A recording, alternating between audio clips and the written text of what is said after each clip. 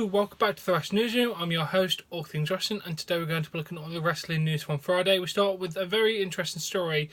Chris Jericho appeared on the Hot Ones podcast, and here's some highlights. The top trash talks in WWE. Obviously, Rock has to be in there. Steve Austin was great, talking for sure.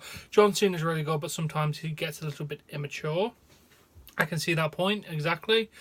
Pop culture figures that would make good heels in WWE. I love Dwight from The Office, just being a fucking asshole, not tough, just that guy.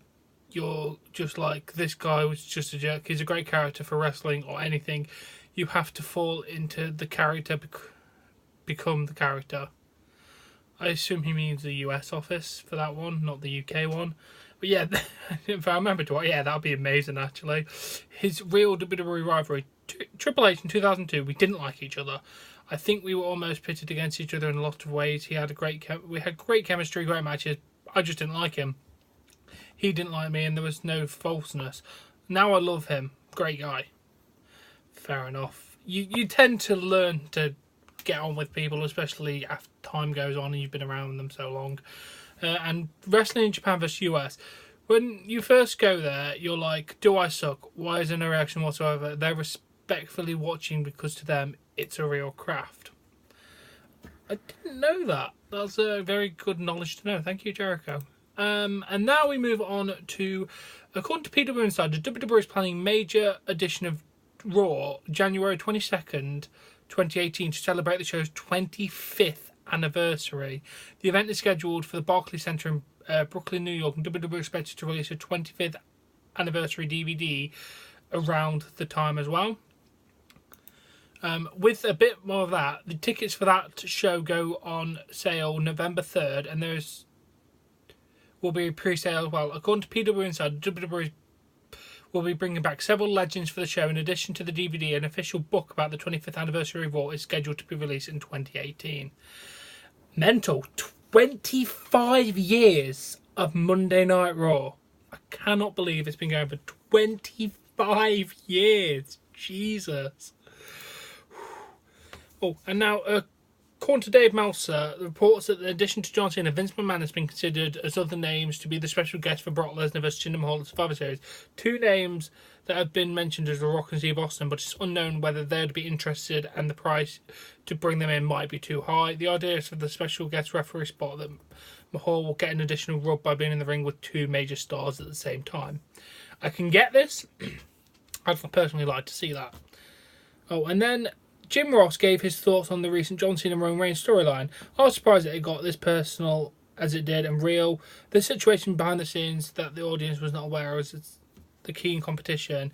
If you want to make the big bread and have your name above the title, Steve Austin versus Hulk Hogan above WrestleMania, there's only a few that can get their names up there, so there's always competition for that spot. John Cena's already had that spot, and now there's ready for some transition into a lesser role because of his schedule and age and his life. I think he threw the gauntlet down to challenge Roman Reigns. Apparently you are going to be looking for your successor, and for that you have a lot of work to do. Fair enough. I liked the Reigns John Cena match and promo and stuff. It's fairly decent actually. Then we move on to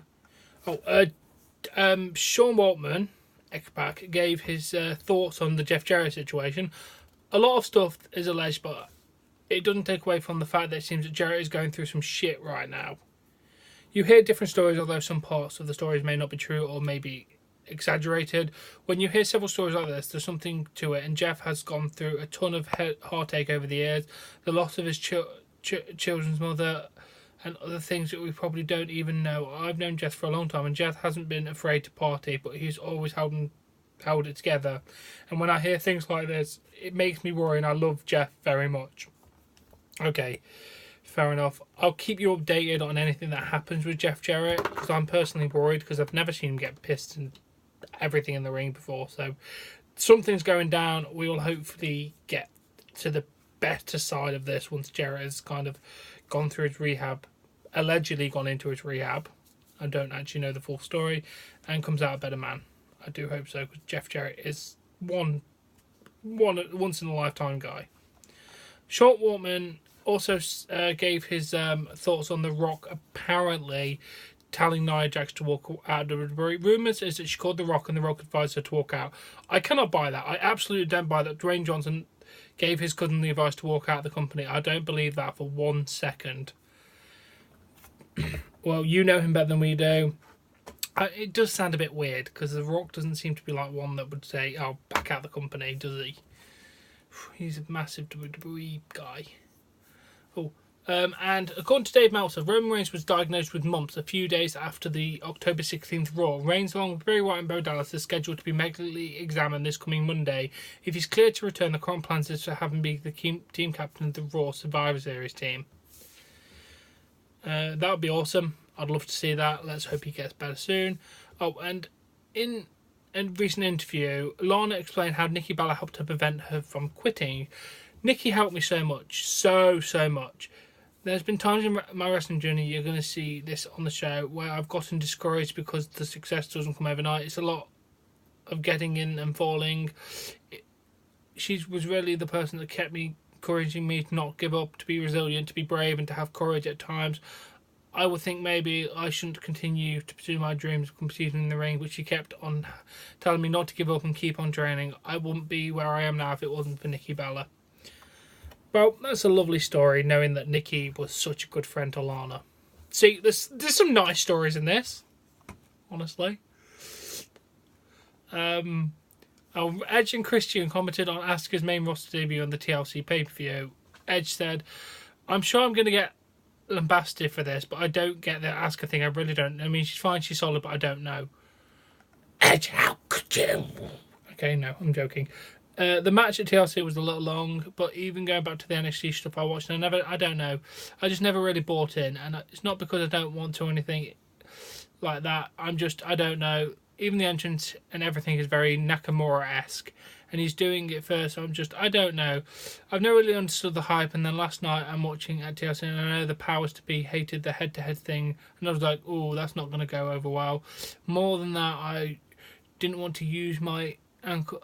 I didn't get was using the ankle lock on that angle, stepping back in the WWE ring for the first time in 11 years, and actually being used in the main event as something being pivotal. Why do that spot that goes nowhere? That doesn't lead to anything. At least kind of get the pitched out of the ring that leads to the tap out trap like German. Okay, cool, but still didn't lead anything consequential to the finish. It didn't make sense to me, and those things I see, and I'm like, somebody doesn't get it. You know what I mean? Maybe I'm being a dick. I don't know.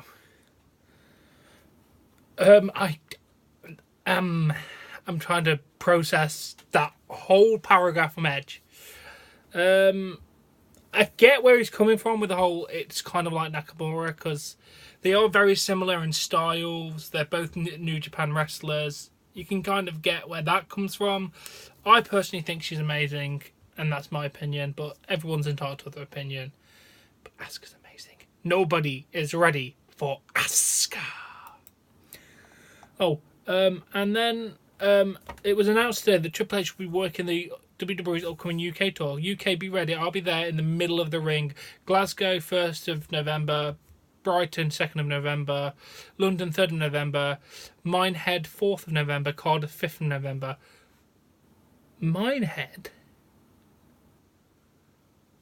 Must be Wales. Or Ireland.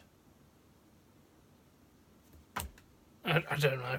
Oh, and here's some ticket prices for WrestleMania 34. Golden ringside, $2,000. Ringside, $1,000. Floor seating near entrance aisle, $850. Floor seating above bleachers seating floor level, $450. 100 level central seating, $350. Remaining of the 100 level section, $200 and $250. 200 level section, $175. 300 section, $150. Several 500 level sections located directly across from the entrance ramp, $100. Remaining of the 500 level section, $750. 600 level center section, $50. 600 level corner section, $35. Tickets go on sale to the general public November 17th. Damn, if I was going, I would personally go for the $2,000 because I'm an asshole and I want to go ringside.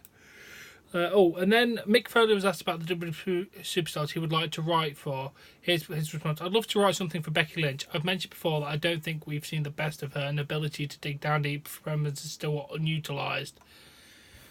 I get that. Oh, and Big Show posted the following video on Twitter with an update on his recovery and hip surgery. He said, 27 days out, and he walked a mile in the gym. Apparently, he said, with someone who's taken quite major hip surgery, a mile is a lot, and it's a massive milestone. And he also did the hashtag hello, say hello Fernando, which is his friend. So, Big Show's getting there. We love it. Best of luck, Big Show. Oh, while talking to TMZ, Enzo Amore was asked about being kicked out of the locker room, and here's what he's said. Bro, I got my own locker room, literally. That is a fact. I don't talk to nobody. You know why? Because if you ain't talking money, what the hell are you talking about? Sounds like he's in character a little bit, but I don't know. That could just be himself.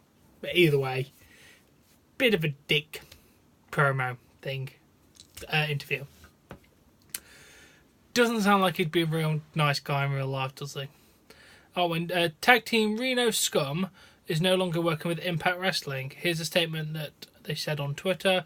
Parted ways with Impact Wrestling. Thankful for the opportunity to support they gave me through injury. Let's do it again down the road. Oi. And the other one said, thank you Impact Wrestling for everything they did for us. Loved every minute. Hopefully we see each other again. Oi, oi. Oh, well, I liked Reno Scum. They were a decent tag team. So best of luck to them. They were actually a pretty damn entertaining tag team.